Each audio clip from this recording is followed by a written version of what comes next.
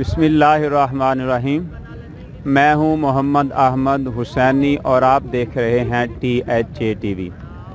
बरादरान इस्लाम, आज हम मीनार पाकिस्तान आए हैं, तो यहाँ पे हम लोगों को कुछ पर्चियाँ देंगे, पर्चियाँ तकसीम करेंगे, जिनके बारे में करीम आका अलैहिस्सलाम ने फरमाया लाजिम अल इस्तिग़फ़ार, जो इस्तिग़फ़ार को लाजिम कर लेता है, जअलल्लाहु लहू मिन कुल्ली दीक, तो अल्लाह वहदहु ला शरीक ऐसे बंदे को हर तंगी से निकलने और हर रंजो अलम से निजात पाने की राह पैदा फरमा देता है, और उसको रिज़्क़ वहाँ से देता है जहाँ उसका गुमान भी नहीं होता।